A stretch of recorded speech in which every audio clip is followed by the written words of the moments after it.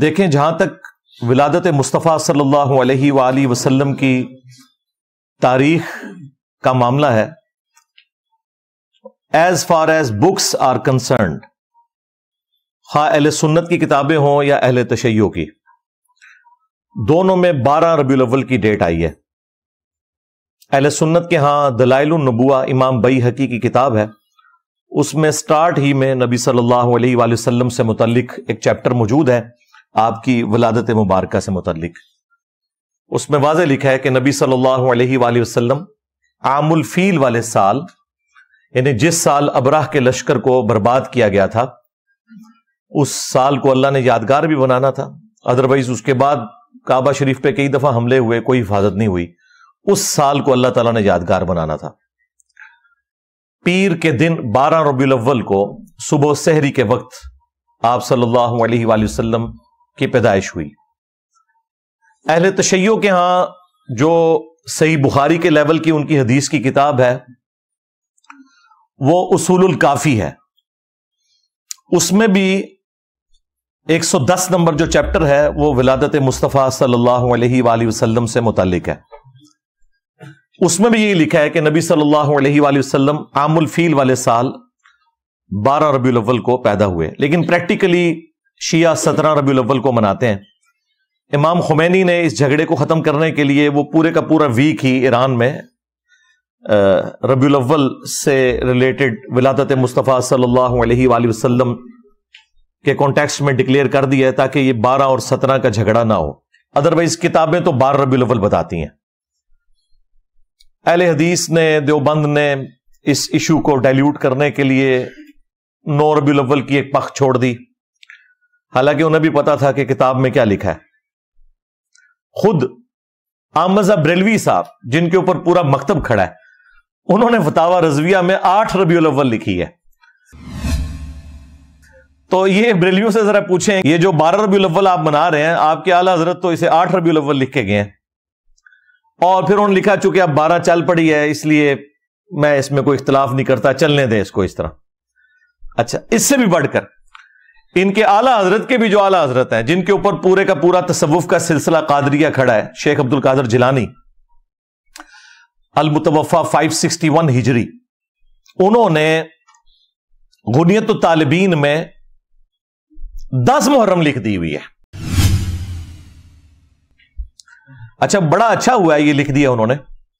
اب ان کو ہاتھ پاؤں پڑ گئے جب سے میں نے یہ ڈیٹ نکالی، وہ کہتے ہیں نہیں، انہوں نے تو صرف نقل کیا ہے علماء کا قول۔ بھائی، تمہارے بابے تو دین سکھانے آئے تھے، وہ اوٹ پٹانگ چیزیں نقل کر کے امت کو یہ کچھ بتا کے گئے۔ یعنی ہم قرآن و سنت کی روشنی میں جو کمزور چیزیں ہیں، جو صحیح چیزیں ہیں، ان کو ڈسٹنگوش کر کے پبلک کے سامنے رکھتے ہیں کہ بھائی یہ صحیح بات ہے، تو وہاں پہ ان کو پھر بتانا چاہیے تھا نا کہ 12 ربیع الاول بھی کوئی ڈیٹ ہے۔ انہوں نے 10 محرم الحرام کی ڈیٹ کو نقل کیا، ظاہر ہے علماء سے نقل کیا، اسے انڈورس کیا، اس کی مخالفت کے لیے نقل نہیں کیا۔ ہمارا صرف معصومانہ سوال ہے، آپ کا تو بابوں کے بارے میں عقیدہ ہے کہ وہ دل کے حال جانتے ہیں، وہ فنا فی الرسول ہوتے ہیں، وہ فنا فی شیخ ہوتے ہیں، اور فنا فی اللہ ہوتے ہیں، پتہ نہیں کیا کیا ٹرمز انہوں نے ڈیوائز کی ہیں تصوف میں۔ اور جو باباؤں کے بابا ہیں آپ کے شیخ عبد القادر جیلانی، جنہیں آپ اولیاء کا سردار کہتے ہیں، ان کو تو اپنے نبی کی تاریخ پیدائش ہی نہیں پتا، اگے کے کام ٹرنا ہے، جو کہ ہمارے ہر سٹوڈنٹ کو ہم نے دلائل النبوہ کا حوالہ بتا دیا ہے، امام بیہقی کی کتاب کا۔ اور یہ حدیث کی کتاب شیخ عبد القادر جیلانی رحمت اللہ علیہ کی پیدائش سے پہلے لکھی ہوئی تھی، لیکن وہ بیچارے اس تک نہیں پہنچ سکے، ان کو تو ضرورت بھی نہیں تھی، وہ تو علم غیب جانتے ہیں بقول ان کے، تو انہیں تو پتہ ہی نہیں چلا، انہوں نے تو مہینہ بھی غلط لکھ دیا، 10 محرم کا دن لکھ دیا۔ یہ چیزیں میں ساتھ ساتھ اس لیے بتاتا ہوں تاکہ آپ کا دماغ اس حوالے سے کھلے۔ باقی جو ربیع الاول شریف کے حوالے سے سیلیبریشنز ہیں آج کل جو پوری دنیا میں مروجہ ہیں، ان کا ثبوت پہلے 600-650 سال تک نہیں ملتا۔ یہ 7ویں صدی ہجری کے اندر ایک مملوک سلطنت جو ایوبی ڈائنسٹی میں سے تھی، جنہوں نے پہلی دفعہ منگولوں کو شکست دی تھی اور تاتاریوں کا فتنہ ختم ہونا شروع ہوا، انہی میں ایک شخصیت تھی ملک المظفر، 630 ہجری میں یہ فوت ہوئے بمطابق 1233 عیسوی، یعنی آپ سمجھ لیں آج سے آلموسٹ 800 سال پہلے، آج 1445 ہجری چل رہا ہے۔ انہوں نے علماء کو جمع کر کے 12 ربیع الاول کے موقع پر کوئی کھانا شانا کھلایا تو علماء تو پھر پکے ہو گئے۔ انہوں نے کہا سرکار پچھلے سال کھوایا سی، اس سال بھی کھواؤ۔ کرتے کرتے کرتے پھر اس ٹائم کتابیں لوگوں نے لکھنی شروع کر دی کہ جی میلاد منانا تو بڑے ثواب کا کام ہے، اور بلکہ یہ جو ہمارے بادشاہ نے شروع کیا ہے یہ تو ایک صدقہ جاریہ ہے ان کے لیے۔ ان کو یہ بھی خیال نہیں آیا کہ 800 سال تک جو ان سے بڑے عاشقان رسول تھے ان کے دماغ میں یہ بات کیوں نہیں آئی کہ آپ نے ربیع الاول کو اس طریقے سے سیلیبریٹ کرنا ہے۔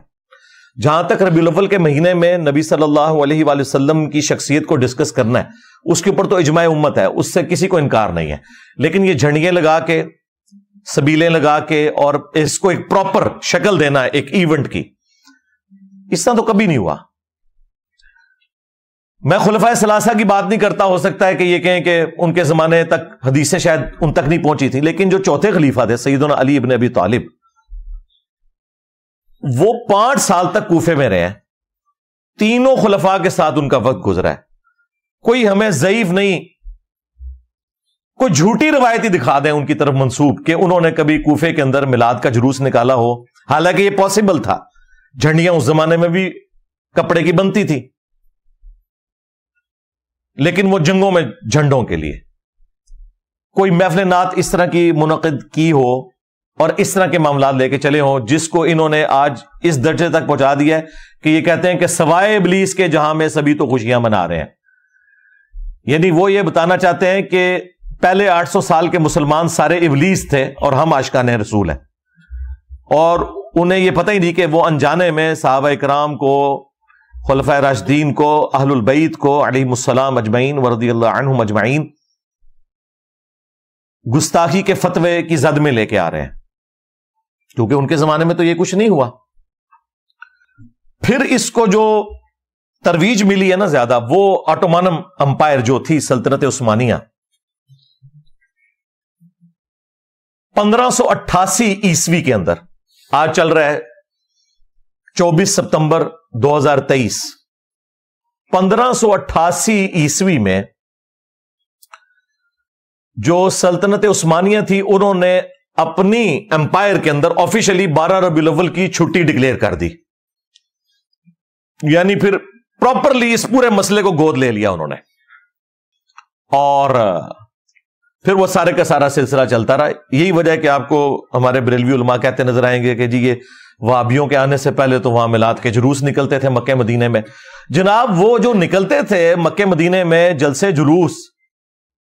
وہ 400 سال پہلے سٹارٹ ہوئے تھے، اور جو پہلے 800 سال کے مسلمان ہیں جو جلسے جلوس نہیں نکالتے تھے ان کے بارے میں آپ کا کیا عقیدہ ہے؟ یہ کہتے ہیں نہیں پرانے بزرگوں کو نہیں مانتے۔ سرکار پرانوں کا نہیں، درمیانوں کو نہیں مانتے۔ پرانے تو ہیں صحابہ کرام، خلفائے راشدین، اہل البیت علیہم السلام، تابعین، تبع تابعین۔ تمہارے بزرگ آئے 800 سال بعد اور امت کو ایک تحفہ دے کے چلے جائیں تو وہ پرانے کہاں سے ہو گئے؟ 800 سال بعد تو ہم بھی پرانے ہو چکے ہوں گے جی۔ پرانے بزرگ پرانے نہیں سرکار، درمیانے، پرانے تو ہے ہی نہیں ہیں۔ اور اسی صدی کے اندر،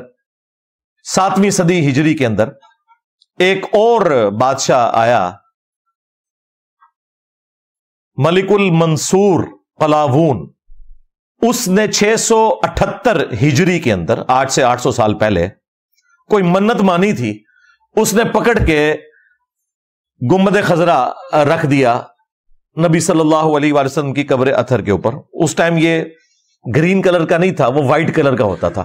اس کو گرین کلر ہوئے بمشکل 200 سال ہوئے ہیں۔ 1837 عیسوی میں،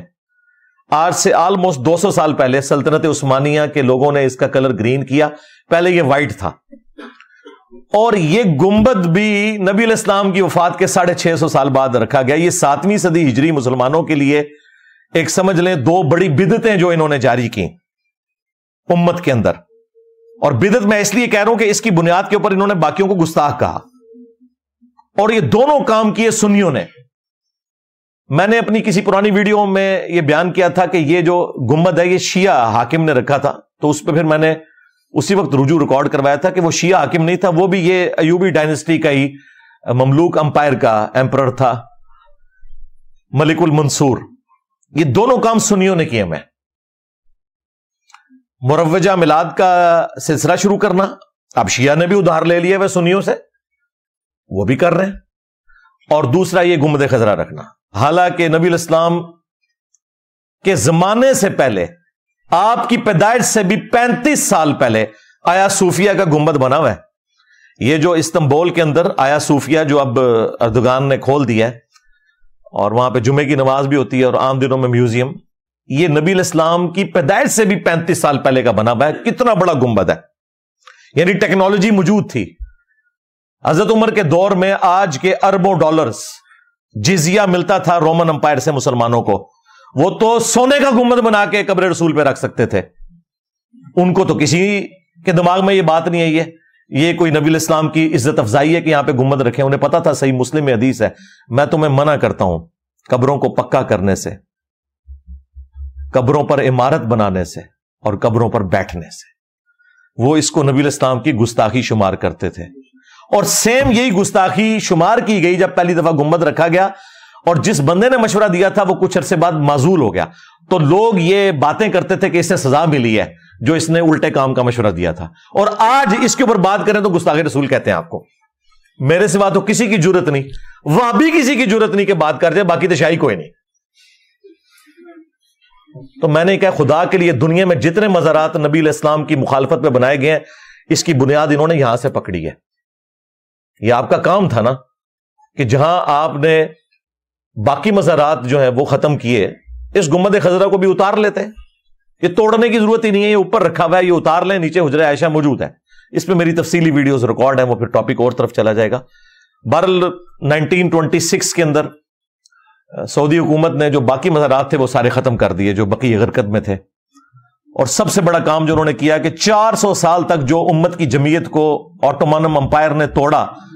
خانہ کعبہ میں 4 مصلے ڈالے ہوئے تھے انہوں نے۔ ویسے کہتے ہیں چاروں امام حق پہ ہیں، اگر چاروں حق پہ ہیں تو مصلے 4 کیوں ہیں؟ ساروں کے ایک کے پیچھے پڑھو، چلو 4 مصلے تھے، فجر کی نماز سارے حنفیوں کے پیچھے پڑھ لو، ظہر کی سارے شافیوں کے پیچھے، نہ پیرلل میں 4 جماعتیں کرواتے تھے 1517 سے لے کے 1917 تک۔ اگر یہ ورلڈ وار 1 نہ ہوتی اور سلطنت عثمانیہ نہ ٹوٹتی تو یہ بدعت آج بھی موجود ہوتی۔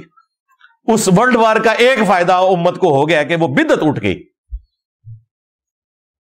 اور اب ایک مسلح ہے وہاں پہ۔ 400 سال تک انہوں نے 4 مسلح ڈالے۔